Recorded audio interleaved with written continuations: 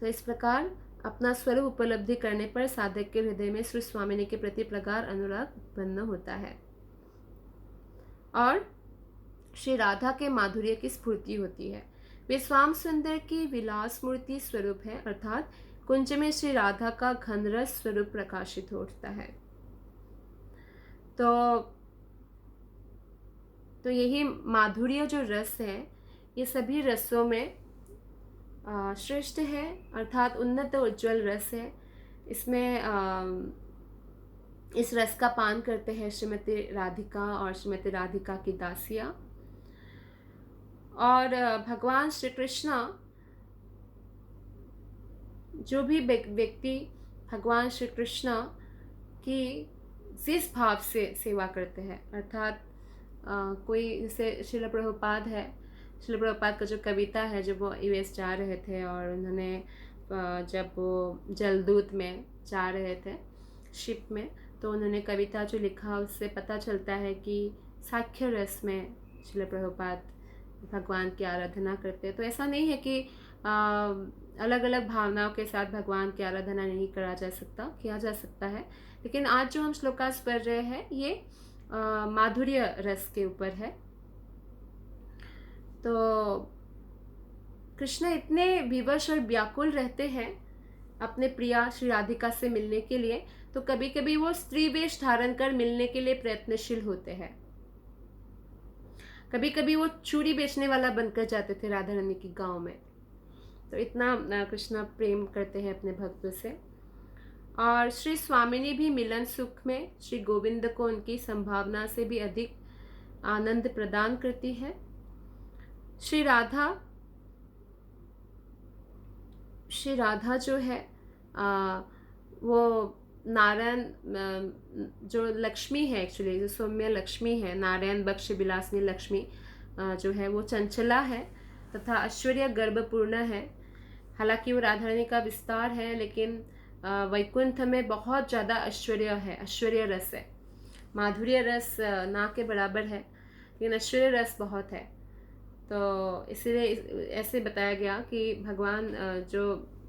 भगवान नारायण के जो बक्ष में निवास करने वाली लक्ष्मी है वो भी चंचला है और ऐश्वर्य से गर्भपूर्ण भी है। लेकिन ब्रज की जो प्रेम लक्ष्मी है श्रीमती राधिका, वो सौम्य स्वभाव युक्त है, माधुर्यमयी है और सौम्य धीर स्वभाव है।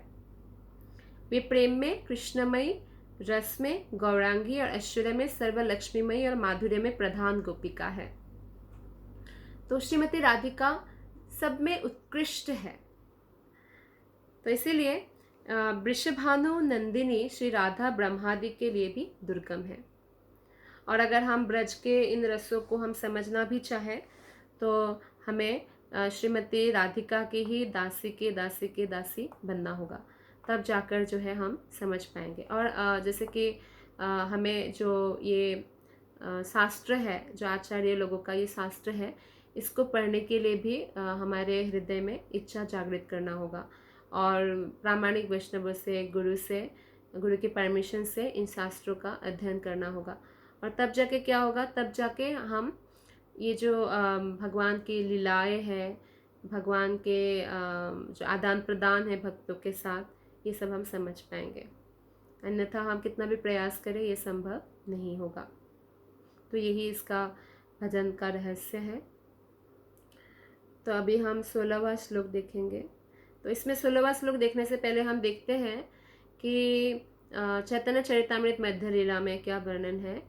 सखी बिना ए लीला अन्यरे नाही गति, सखी भावे जे तारे करे अनुगति, राधा कृष्णेर कुंज सेवा साध्य से ही पाय, से साध्य पाइते आर नाही का उपाय।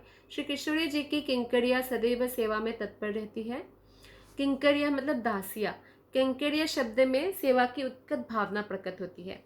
जैसे किंकरिया अर्थात किंग करोमी, किंकरिया किंग करोमी अर्थात मैं क्या करूँ, मैं क्या सेवा करूँ, मैं क्या सेवा कर सकती हूँ।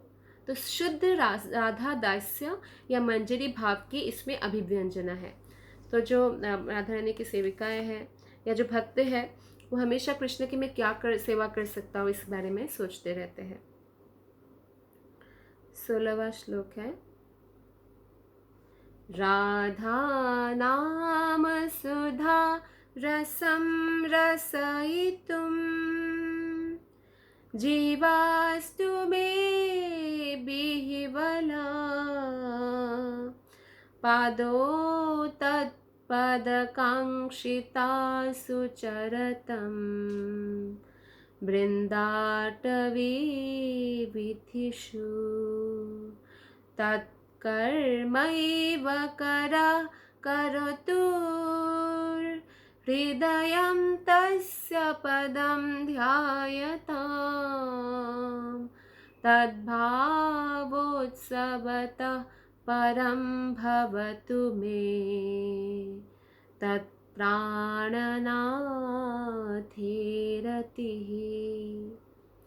16वां श्लोक में वर्णन है कि मेरी जिह्वा सदा सर्वदा राधा नाम सुधा रस आस्वादन में विह्वल हो जाए, मेरे पाद उसी वृंदावन विधि में विचरण करे जिसमें वृषभानु नंदिनी विचरण करती है, मेरे दोनों कर यानी हाथ श्री स्वामिनी जी की सेवा में नियुक्त रहे, हृदय उनके चरण कमलों का ध्यान करे, श्री राधा जी के भावोत्सव से उनके प्राणनाथ श्री श्याम सुंदर के प्रति केवल रति प्रकट हो, यही मेरी एकांतिक प्रार्थना है।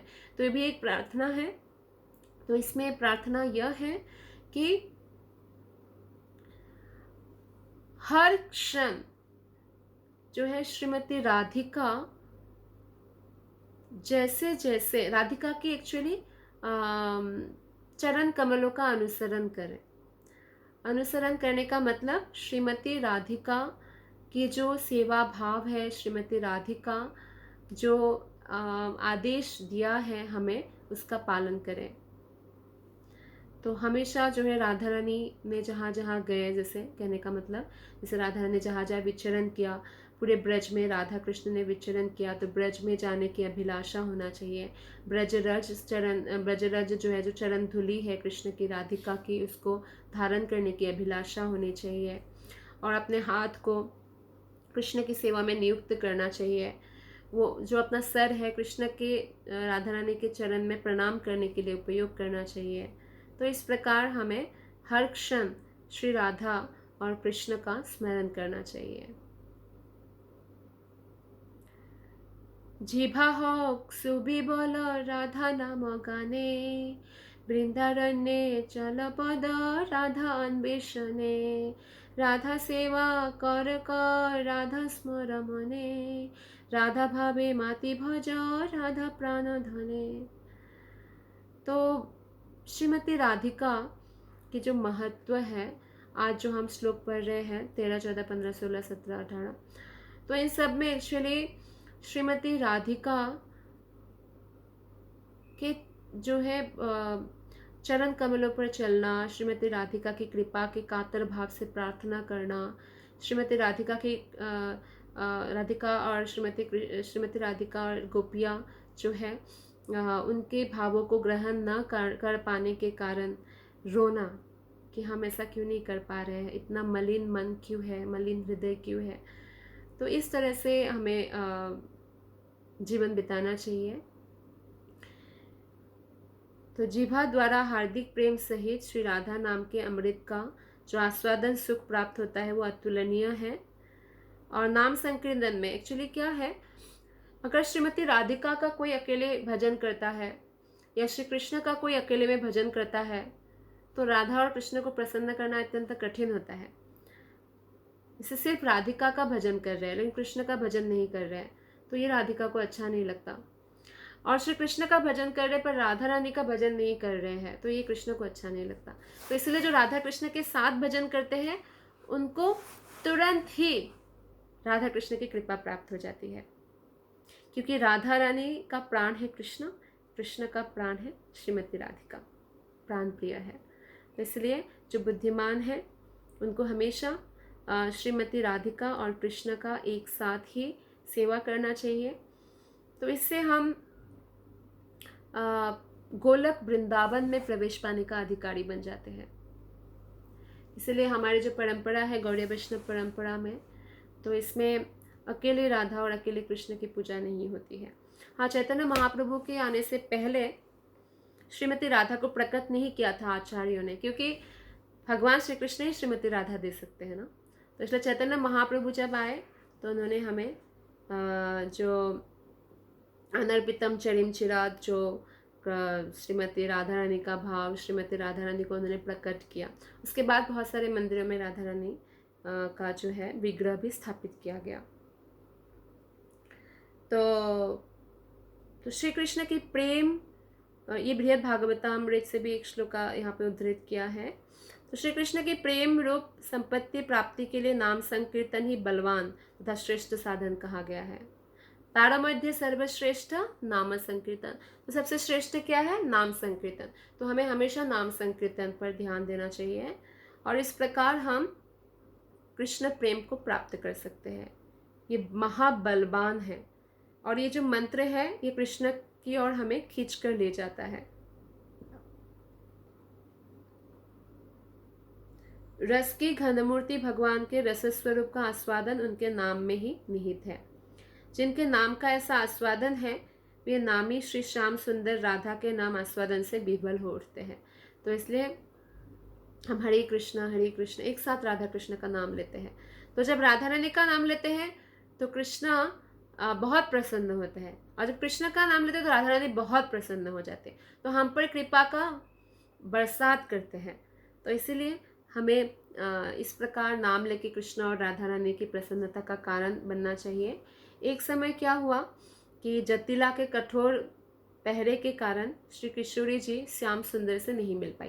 ये जटिला और कुटिला राधा रानी की सास और ननद है, तो बहुत कठोर पहरा देती थी। तो भगवान कृष्ण से किशोरी जी नहीं मिल पाई, तो उनके विरह में कृष्ण श्याम सुंदर मूर्छित हो गए। तो मधुमंगल श्री किशोरी जी के पास गए। मधुमंगल कृष्ण के बेस्ट फ्रेंड है, तो वो राधा रानी के पास गए, लेकिन इतना कठोर पहरा था उसके कारण राधा रानी घर से नहीं निकल पाई। उन्होंने श्री कृष्ण की जो विरह ज्वाला है कि राधा रानी की विरह में वो मूर्छित हो गए थे कृष्ण, तो उसको शांत करने के लिए एक पत्र पर, एक कागज पर, पत्र पर उन्होंने राधा लिखकर भेज दिया श्रीमती राधिका ने। उसे पाकर श्री कृष्ण की मूर्छा दूर हो गई। उन्होंने कहा मधुमंगल से कि सखे, तुम्हारी दी हुई वस्तु से मैं परितृप्त हो गया। उसमें सिर्फ राधा नाम था।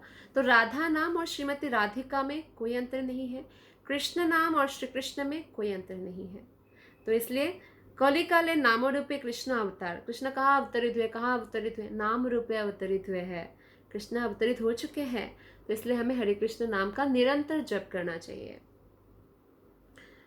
तो द्वितीय चरण में श्रीपाद प्रार्थना कर रहे हैं कि श्री राधा पदांकित धाम वृंदावन की विथिकाओं में मेरे चरण विचरण करे तथा भ्रमण के समय हृदय में यही भावना रहे कि इन्हीं मार्गों पर मेरी स्वामिनी अपने प्राणनाथ से मिलने के लिए गमन आगमन करती है। तो जब हम जाते हैं वृंदावन, और वृंदावन में जब हम उनके वनों में दर्शन के लिए जाते हैं, तो हमें हमेशा ये मन में ध्यान रखना चाहिए कि इन वनों में राधा कृष्ण विहार करते थे, यहाँ पे उनके चरण धूलि है। तो ऐसे भाव हमेशा हमें हृदय में धारण करना चाहिए, तब हम उस वन का महत्व समझ पाएंगे।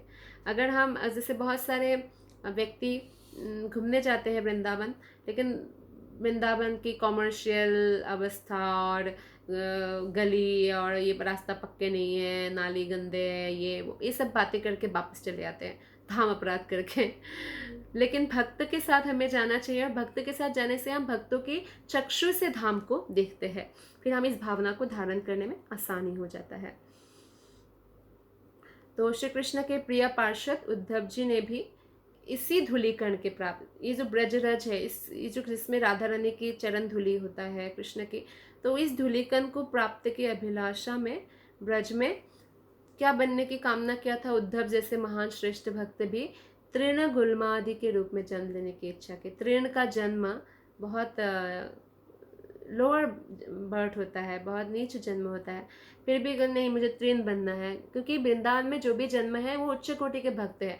वृंदावन में अगर सुअर भी है या कोई कीड़ा भी है या मच्छर है या कोई तृण है, वो कोई साधारण लिविंग एंटिटी नहीं है, वो बड़े महान महान भक्त हैं। इसलिए हमें किसी के प्रति भी अपराध नहीं करना चाहिए। तो इसीलिए ऐसे अर्थात गोविंद के साथ जो लीला विलास करती है, तो श्रीमती जी के माननी होने पर गोविंद चातुवाक्य से क्या प्रार्थना करेंगे, हे सुंदरी, हे दयावती, तुम राधा को प्रसन्न कर मेरी विरह ज्वाला शांत करो। अर्थात राधा कृष्ण की जो लीलाएं हैं उसमें सेवा करने की अभिलाषा हृदय में रखना चाहिए। और इसमें फिर कृष्णा क्या करते हैं, कृष्णा राधा रानी की दासियों से प्रार्थना करते हैं कि जाओ ना, राधा रानी को मनाओ, राधा को प्रसन्न करो और मेरे पास ले आओ, मेरा विरह ज्वाला शांत करो। तो इस प्रकार से कृष्ण की सेवा करने का हमें अवसर प्राप्त होता है। तो फिर ऐसे बोल रहे हैं कि उनकी विनती सुनकर मैं राधा रानी का जो है कृष्ण का हाथ पकड़कर राधा रानी के पास ले जाऊंगी और अपने स्वामिनी के साथ उनके प्राण प्रियतम के मिलन कराने में ही मेरी गति तथा समस्त सौभाग्य हो। श्री राधा के पाद पद्म में आश्रित जानकर गोविंद मुझ पर अवश्य कृपा करें। मतलब कृष्ण को राधा रानी से मिलाओ और कृष्ण को राधा रानी के पास लेकर राधा रानी को भी प्रसन्न कर दो, तो ये सेवा मुझे प्राप्त हो। तो ऐसे अभिलाषा करते हैं। तो श्री राधा पाद पद्म में एकमात्र गति की प्रार्थना यथा विलाप कुसुमांजलि, ये 17वां श्लोक है। देवी दुख कुल सागर उदरे दूयमानामति दुर्गतं जनम त्वं कृपा प्रबला नौकयाद्भुतं प्रापय स्वपद पंकजालयम। हे देवी, हे राधिके, मैं दुख समूह रूप समुद्र में असहाय अवस्था में डूब रहा हूँ। आप अपने कृपारूप दृढ़ नौका में चढ़ाकर अपने चरण कमलों का आश्रय दीजिए। तो श्रीमती राधिका से इस श्लोक में प्रार्थना करते हैं कि ये जो एक्चुअली संसार है ना, इसमें बहुत दुख है, दुख ही दुख है।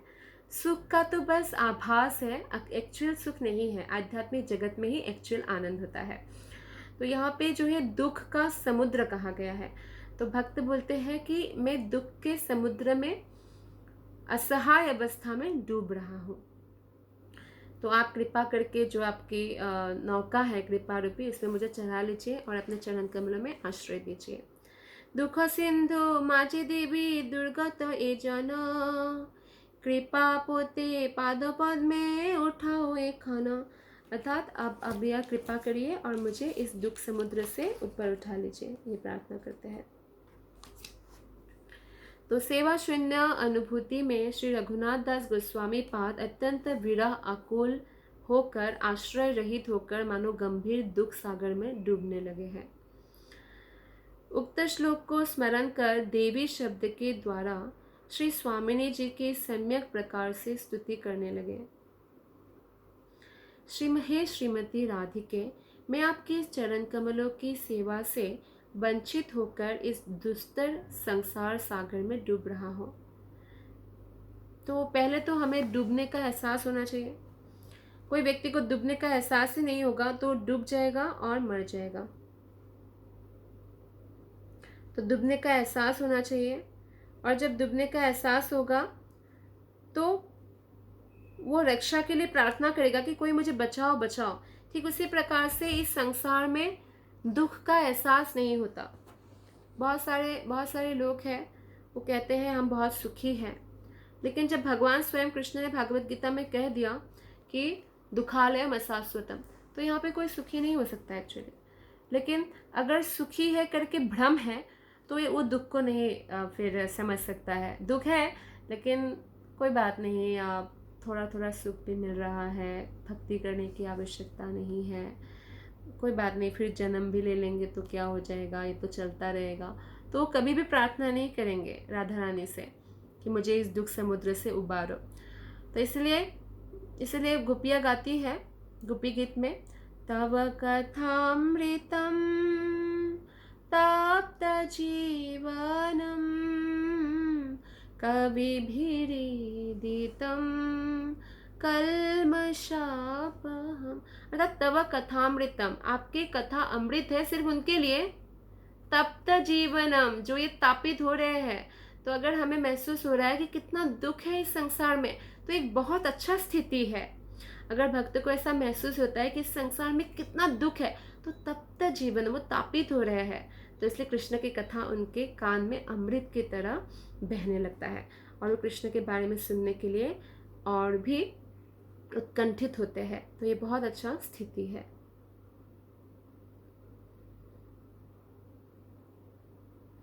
और यहाँ पे ये भी बोलते हैं कि हे राधिका, आपके चरण सेवा के अतिरिक्त, आपके चरण सेवा के अतिरिक्त विरह की क्लांति दूर करने का अन्य कोई उपाय नहीं है। जैसे अर्जुन बोलते हैं कि मुझे अगर पृथ्वी का ही राज्य नहीं, स्वर्ग का भी राज्य मिले तो भी मेरा दुख कोई दूर नहीं कर सकता, और ये सत्य बात है। संसार में सभी कुछ दुखदायक है, केवल कृष्ण की सेवा ही सर्वोपरि है, आनंददायक है। तो कृष्ण की सेवा के बिना, श्रीमती राधिका की सेवा के बिना कोई भी प्राणी सुखी नहीं हो सकता। अगर धन और ऐश्वर्य और जो नेम और फेम और पावर एंड पोजीशन सुख देता, तो लोग एंजाइटी नहीं पालते, डिप्रेशन में नहीं भोगते, सुसाइड नहीं करते। तो कृष्णा सेवा के अलावा, कृष्ण भक्ति के अलावा कोई भी वस्तु हमें सुख नहीं प्रदान कर सकता। एक्चुअल जो आनंद है वो प्रदान नहीं कर सकता है। तो अभी हम जो 18 श्लोक है, आज के क्लास का जो लास्ट श्लोक है वो पढ़ेंगे।